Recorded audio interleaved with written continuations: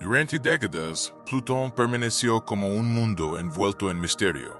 Un remoto puesto avanzado del sistema solar, frío, aislado y apenas tocado por la luz solar. Cuando la sonda New Horizons de la NASA finalmente lo sobrevoló en 2015, la reacción fue de puro asombro. Por primera vez, Plutón reveló glaciares, montañas escarpadas y una atmósfera frágil y brillante. Sin embargo, enterrado en ese torrente de datos, había algo profundamente inquietante. La atmósfera de Plutón era mucho más fría de lo que debería ser. Los modelos científicos habían predicho temperaturas de alrededor de -73 grados, pero las mediciones reales resultaron más de 30 grados más frías. No se trataba de una discrepancia menor, era una grave anomalía cósmica. Algo estaba enfriando a Plutón de una manera que la ciencia no podía explicar. Y durante años el misterio persistió en silencio. Pasó casi una década sin respuestas. Entonces, el telescopio espacial James Webb, el observatorio más poderoso jamás enviado al espacio, finalmente arrojó luz sobre lo que realmente estaba sucediendo alrededor de Plutón.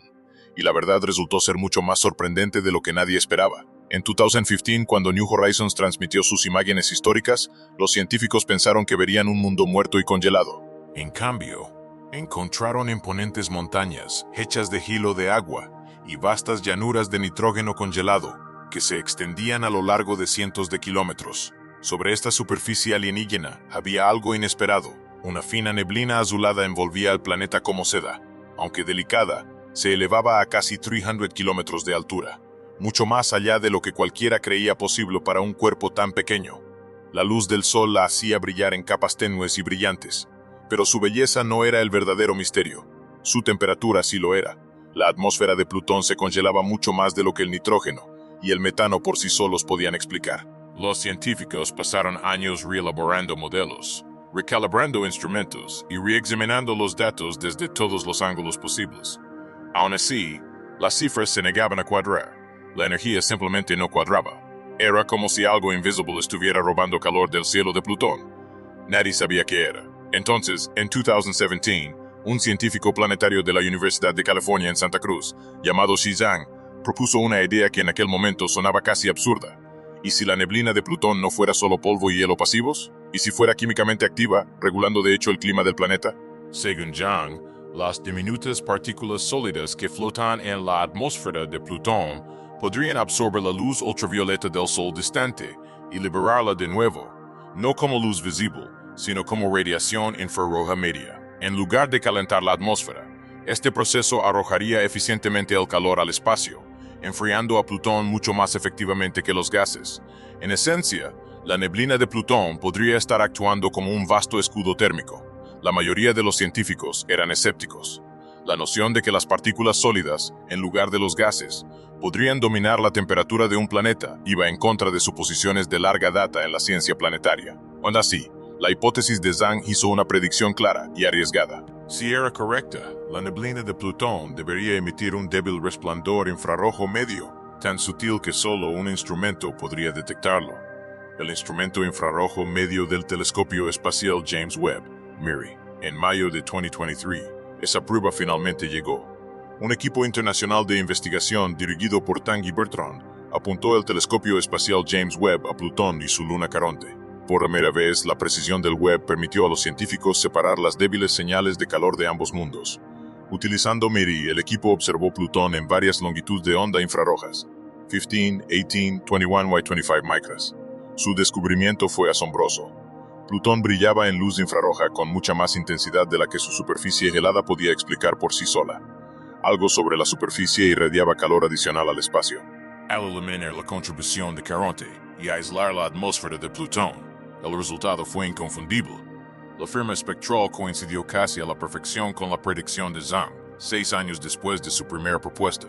La neblina no solo reflejaba la luz solar, brillaba activamente, liberando energía infrarroja, como una lenta respiración planetaria. Finalmente se había encontrado la energía faltante. La neblina de Plutón no era un efecto secundario, sino la causa. Este descubrimiento revolucionó décadas de pensamiento. Los científicos habían creído durante mucho tiempo que los gases controlaban los climas planetarios, desde el dióxido de carbono que calentaba Venus hasta el metano que daba forma a Titán.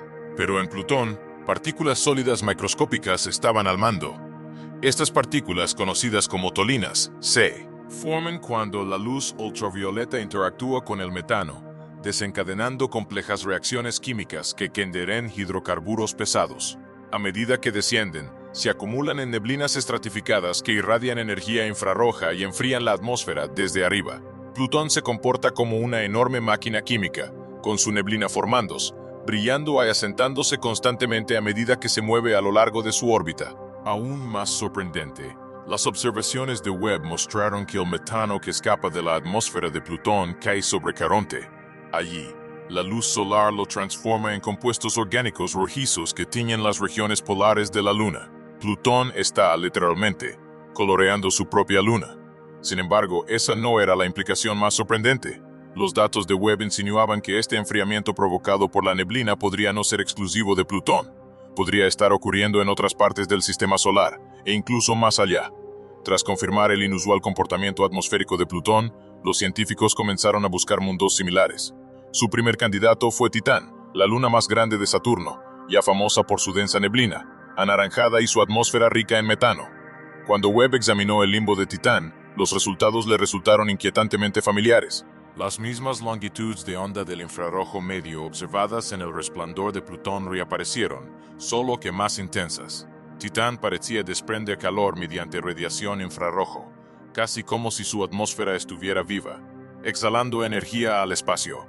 Las similitudes espectrales eran tan sorprendentes que los investigadores comenzaron a llamar a Titán y Plutón mundos espejo, ambos congelados, ambos envueltos en neblina, y ambos gobernados por una química que se asemeja menos a la física planetaria inerte y más a algo orgánico en funcionamiento. Incluso Tritón, la luna de Neptuno, que durante mucho tiempo se creyó geológicamente inactiva, comenzó a revelar débiles señales de calor atmosférico en los datos del telescopio Webb, lo que sugería que su propia neblina rica en nitrógeno podría estar operando mediante el mismo mecanismo. La comprensión fue profunda. Estos mundos distantes y helados no eran silenciosos ni inertes. Eran sistemas activos.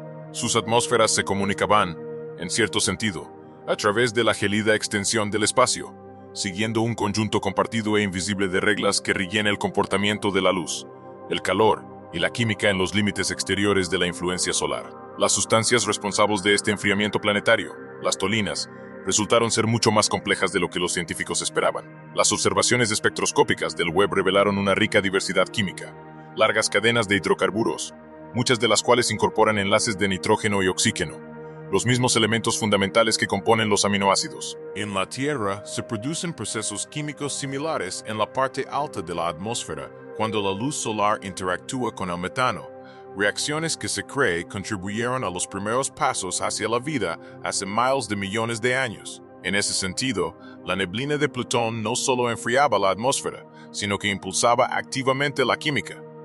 El Dr. Bertrand la describió como fotoquímica prebiótica en desarrollo a escala planetaria.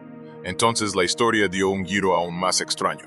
Mientras el Webb rastreaba cómo se formaban, se desintegraban y se reensamblaban estas moléculas, detectó un patrón rítmico, un ciclo constante en la forma en que las tolinas absorbían y liberaban energía infrarroja. La sincronización de estas emisiones coincidía estrechamente con el periodo de rotación de 4 días de Plutón, casi a la perfección. Aún más inquietante fue donde comenzaron a aparecer patrones similares. En sistemas exoplanetarios que orbitan estrellas enanas rojas tenues, varios mundos distantes, incluidos K218BY, TY700D, mostraron tenues descensos en el infrarrojo medio que reflejaban las firmas de neblina de Plutón. A primera vista, esto parecía imposible. Estos planetas eran mucho más grandes y significativamente más cálidos que Plutón. Sin embargo, sus atmósferas se comportaban de la misma manera, brillando suavemente, disipando el exceso de calor y estabilizándose con el tiempo. Ese tipo de estabilidad apunta a una posibilidad sorprendente, la habitabilidad. En lugar de mundos violentos y asolados por tormentas, estos planetas podrían mantener climas relativamente templados y equilibrados bajo cielos densos y brumosos, protegidos de la intensa radiación estelar por la misma química impulsada por tolinas que se observa en Plutón. Podrían ofrecer entornos donde puedan persistir procesos complejos. Esta constatación fracturó la definición tradicional de lo que hace que un mundo sea habitable. La vida podría no requerir océanos abiertos ni abundante luz solar. Podría surgir en la oscuridad, dentro de una neblina protectora que enfría, regula y sustenta un sistema químico autorreforzado nacido en el frío. Por primera vez, los científicos comenzaron a preguntarse si Plutón no era una extraña excepción, sino un ejemplo temprano, un prototipo. Cuando los hallazgos de Webb llegaron a la sede de la NASA, varios documentos internos fueron retirados discretamente de las bases de datos públicas. A un informe titulado Atmospheric Anomalies, Pluto and Triton Comparative Study, hacía referencia a emisiones infrarrojas no térmicas que no se alineaban con los modelos estándar de equilibrio radiativo. En pocas palabras, Plutón no se estaba comportando de acuerdo con las reglas. Los datos insinuaban que la neblina estaba absorbiendo energía de fuentes más allá de la luz solar. Un análisis secundario incluso identificó una débil actividad electromagnética por encima del terminador de Plutón, el límite cambiante entre el día y la noche, que pulsaba con una regularidad que parecía demasiado precisa para ser aleatoria. Algunos investigadores sugirieron efectos aurorales. Otros propusieron descargas eléctricas en la atmósfera superior, pero una línea en el informe llamó especialmente la atención. Las partículas de neblina exhiben propiedades consistentes con microestructuras conductoras.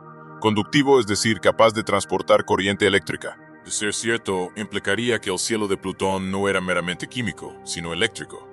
Su atmósfera podría estar comportándose como un vasto circuito planetario, canalizando energía a través de filamentos invisibles por todo el mundo. De repente, el misterio ya no residía en por qué Plutón era tan frío, sino en a dónde iba toda esa energía al filtrarse al espacio.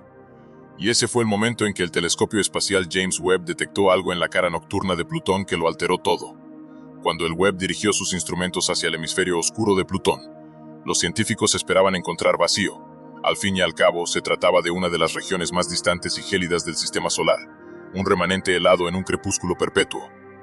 Pero lo que Webb observó no fue vacío, era luz, tenue, rítmica e inconfundiblemente estructurada. Al principio, los investigadores asumieron que el resplandor era la luz solar reflejándose en Caronte, la enorme luna de Plutón, pero la geometría no coincidía.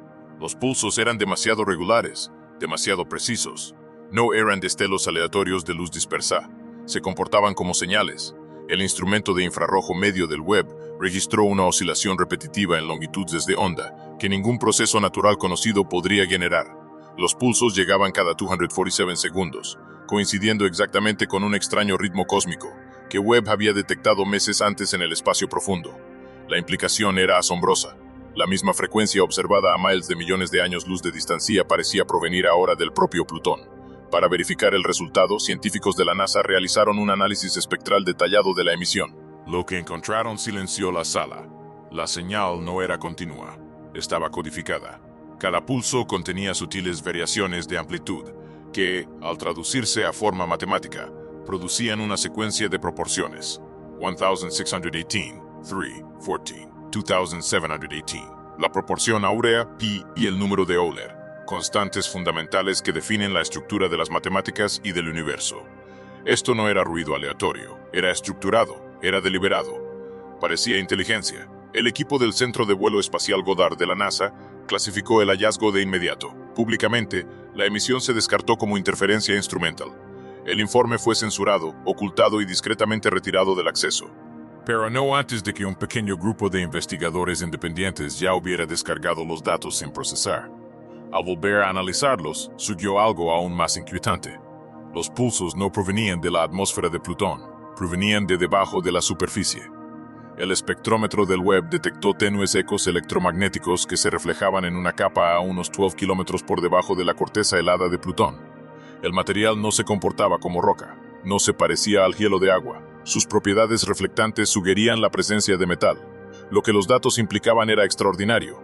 Una estructura masiva y perfectamente esférica que se extendía a lo largo de casi un tercio del diámetro de Plutón. Durante décadas, Plutón se había considerado geológicamente inerte. Este descubrimiento desmintió esa suposición. Bajo su gélido exterior, algo estaba activo. Se detectaron temblores sutiles, sincronizados con los pulsos infrarrojos. La energía no era radiación de fondo. Era una transmisión que repetía un lenguaje matemático utilizado para describir la física, la geometría y el tiempo mismo. Un investigador, según se informa, susurró atónito. Es como si el planeta intentara hablar. La información se difundió discretamente en los círculos científicos antes de ser suprimida abruptamente. La NASA emitió un comunicado atribuyendo el fenómeno a la dispersión resonante de partículas. Sin embargo, internamente, varios científicos renunciaron tras ser obligados a firmar acuerdos de confidencialidad relacionados con los datos. Uno de ellos filtró posteriormente una sola línea en notas anónimas, una frase que desde entonces se ha vuelto legendaria. Plutón no es lo que pensábamos. es algo construido. Desde entonces, la tenue señal pulsante ha continuado, a veces intensificándose, a veces desvaneciéndose, como si reaccionara a la observación. Los instrumentos del web aún la captan ocasionalmente, oculta bajo capas de ruido cósmico, a la espera de ser reconocida de nuevo. Cada vez que se repite, se despliega la misma secuencia matemática, el mismo lenguaje silencioso grabado en la realidad. La pregunta ya no es qué es Plutón, la pregunta es quién lo puso allí. Si esta historia te hizo preguntarte qué sabe realmente la NASA sobre los confines de nuestro sistema solar, no desvíes la mirada. Suscríbete a este canal. Exploramos los descubrimientos que no quieren que veas. Activa las notificaciones, porque la próxima vez que James Webb se asoma al núcleo helado de Plutón, el universo mismo podría finalmente responder.